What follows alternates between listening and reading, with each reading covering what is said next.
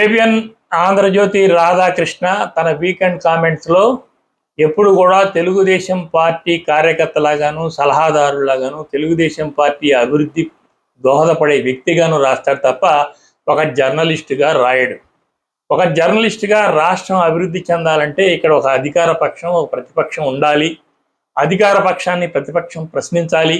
ప్రశ్నించేటప్పుడే అధికార పక్షం అక్రమాలకి పనికి మాలిన పనులకి దూరంగా ఉంటుంది.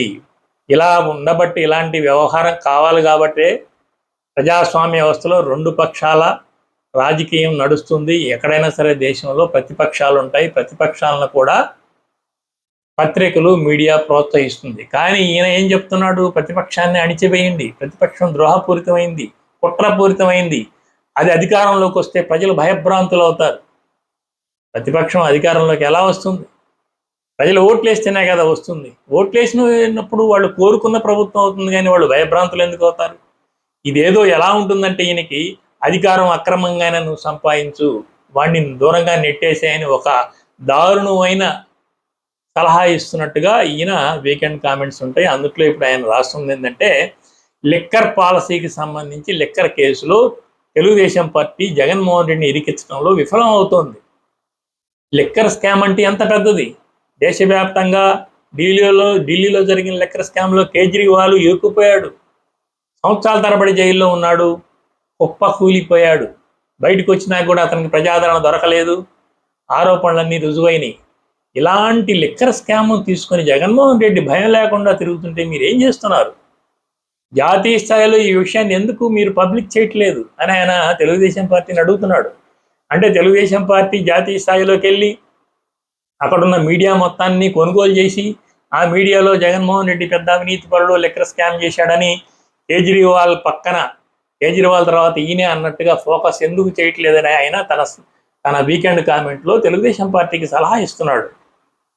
ఆ రేంజ్లో ఆ స్థాయిలో బదనాం చేయగల అంశం ఇది, మీరెందుకు దీన్ని వాడుకోవట్లేదని తెలుగుదేశం పార్టీని ఆయన నిలదీస్తున్నాడు. అంటే కేంద్రంలో సెంట్రల్లో చోట ప్రశాంత్ భూషణ్, సుబ్రహ్మణ్య స్వామి లాంటి వాళ్ళు అప్పుడప్పుడు వచ్చి జగన్మోహన్ రెడ్డికి మద్దతు ఇస్తున్నారు. ప్రశాంత్ భూషణ్ వైజాగ్ భూములకు సంబంధించి ఒక వ్యాఖ్యానం చేశాడు. సుబ్రహ్మణ్య స్వామి తిరుపతిలో జరిగిన తొక్కిసలాట మీద కేసు వేశాడు హైకోర్టులో. అదేవిధంగా అనేక విషయాల్లో అతను జగన్మోహన్ రెడ్డికి మద్దతుగా మాట్లాడుతున్నాడు. అంటే అక్కడ జరుగుతున్న విషయాలకు మద్దతుగా మాట్లాడుతున్నాడు, కానీ జగన్మోహన్ రెడ్డికి మద్దతు అవుతోంది. అంటే అలాంటి వాళ్ళు కూడా రేపు జాతీయ స్థాయిలో భయపడాలి. జగన్మోహన్ రెడ్డి దేశంలో పెద్ద అవినీతి పరుడు, అతనికి మా పక్షాన మనం మాట్లాడకూడదు, ఏం చేసినా అతనిదే తప్పై ఉంటుంది అన్న ఒక అభిప్రాయాన్ని జాతీయ స్థాయిలో తీసుకురావాలని తెలుగుదేశం పార్టీకి తన వీకెండ్ కామెంట్లో ఆయన అడ్వైజ్ ఇస్తున్నాడు. ఇప్పుడు లిక్కర్ స్కామ్కి సంబంధించి సరిగ్గా ప్రభుత్వం చేయలేకపోతుంది అంటున్నాడు. అంత పెద్ద స్కామ్ అని వీళ్ళు సరిగ్గా ఎందుకు మేనేజ్ చేయలేకపోతున్నారు అంటున్నాడు. అంటే ఇప్పుడు కసిరెడ్డిని తీసుకొచ్చి అరెస్ట్ చేశారు, ప్రభుత్వం అధికారంలో ఉంది కనుక. ఆ కసిరెడ్డి తను చెప్పని మాటలన్నీ జగన్మోహన్ రెడ్డి దీని అంతటా కారణం అని రాసుకొని జడ్జి దగ్గరికి వెళ్ళారు. జడ్జి దగ్గరికి వెళ్ళినప్పుడు జడ్జి ఈయన నిందితుడు సంతకం, ముద్దాయి సంతకం లేదని అడిగాడు. ఆయన చెప్పాడు కానీ సంతకం లేదని చెప్పి వీళ్ళు చెప్పారు. తిరిగి సజ్జల శ్రీధర్ రెడ్డి, ఇప్పుడు ఎస్పీవై రెడ్డి, ఆ మేనల్లుండి సజ్జల శ్రీధర్ రెడ్డిని అరెస్ట్ చేశారు. అతను కూడా చెప్పినట్టుగా వీళ్ళంతా రాసుకున్నారు, అతను సంతకం పెట్టలేదు. ఇప్పుడు దీన్ని ఆంధ్రజ్యోతి ఎలా సమర్థిస్తూ వార్తలు రాస్తుందంటే, వాళ్ళు చెప్తున్నారు కానీ సంతకం పెట్టడం లేదు కనుక దీన్ని నిరూపించడానికి మధ్యవర్తుల సమక్షంలో ఇవన్నీ రికార్డ్ చేయబడ్డాయని సమర్థిస్తూ ఒక వాక్యం రాశాడు. మధ్యవర్తులు అంటే ఎవరు? ఒక ముద్దాయి, ఒక అరెస్ట్ చేసిన అరెస్ట్ కాబడిన వ్యక్తి తను ఒక లాయర్ని తెచ్చుకుంటానంటే పోలీసులు అంగీకరించట్లేదు కనుక ఆయన చెప్పినట్టు రాసేసుకొని వాళ్ళకు తోచిన మనిషి చేత ఎవరి చేతనో సంతకం పెట్టించుకొని, ఇదిగో ఆయన సంతకం పెట్టలేదు, మధ్యవర్తి చేత సంతకం పెట్టించామని చెప్పి తీసుకెళ్లి కోర్టుకు పెడుతున్నారు. ఇది పై కోర్టుకు వెళ్తే నిలబడుతుందా? అంటే నేను చెప్పకపోయినా, నేను చెప్పినవన్నీ రాసేసుకున్నా, సంతకం లేకపోయినా ఆయన చెప్పాడు కానీ సంతకం పెట్టడం లేదంటే సరిపోతుందా? రేపు పై కోర్టుకు వెళ్ళి జడ్జి అడిగినప్పుడు ఇవన్నీ నేను చెప్పలేదండి, వాళ్ళే రాసుకున్నారు, అసలు ఆ మధ్యవర్తి ఎవరో నాకు తెలియదు అని చెప్తే ఈ కేసు నిలబడుతుందా? సజ్జల శ్రీధర్ రెడ్డి విషయంలో అదే చేశారు. ఇప్పుడు జగన్మోహన్ రెడ్డి ఇదంతా చేశాడు, జగన్మోహన్ రెడ్డి కోసమే మేము చేశామని సజ్జల శ్రీధర్ రెడ్డి మొన్న అరెస్ట్ అయిన వ్యక్తి చెప్తున్నాడని రాసుకున్నారు వీళ్ళు.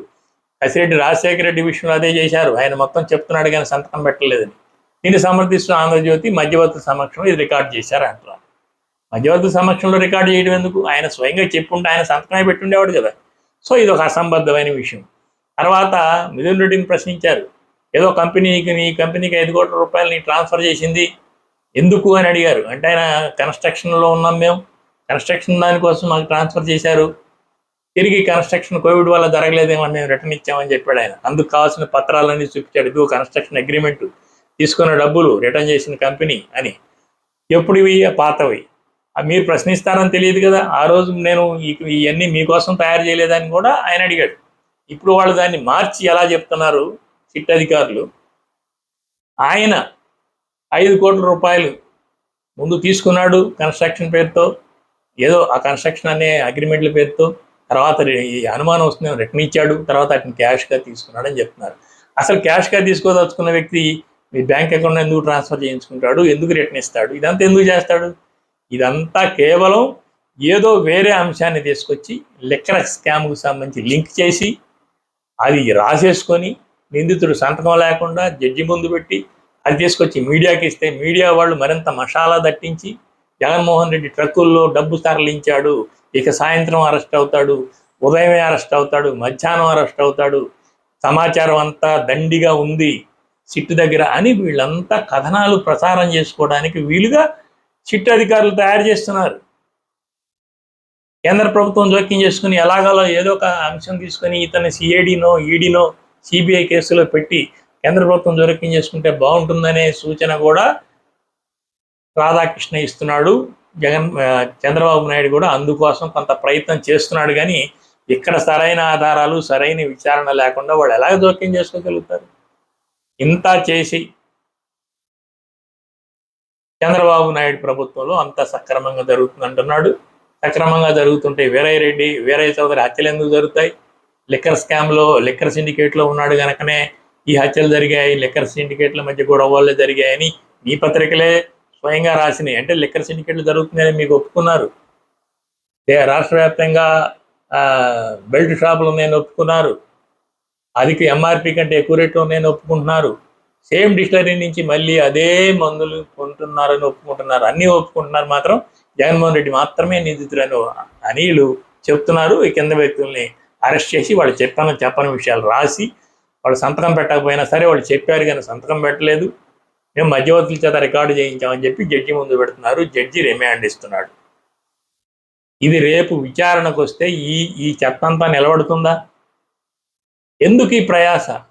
ఎలాగాలో ఎక్కడో చోట ఏదో లింకును పట్టుకొని జాతీయ స్థాయిలో జగన్మోహన్ రెడ్డిని బదనాం చేసే ప్రయత్నంలో భాగంగా వీళ్ళు చేస్తున్న కార్యక్రమం సక్రమంగా లేదు అని ఏబిఎన్ రాధాకృష్ణ బాధపడుతున్నాడు.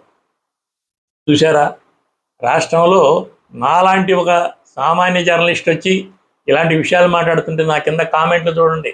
నువ్వు పేటీఎం జగన్మోహన్ రెడ్డి తరఫున మాట్లాడుతున్నావు, ₹1, ₹10, ₹5 తీసుకుని నన్ను విమర్శిస్తూ ఉండే ఈ కింద కామెంట్ చేసేవాళ్ళంతా ఒక ఏబిఎన్ రాధాకృష్ణ లాంటి వ్యక్తి తెలుగుదేశం పార్టీని అంత మూర్ఖంగా సమర్థిస్తుంటే అతను ఏమి లబ్ధి లేకుండా పనిచేస్తున్నాడా?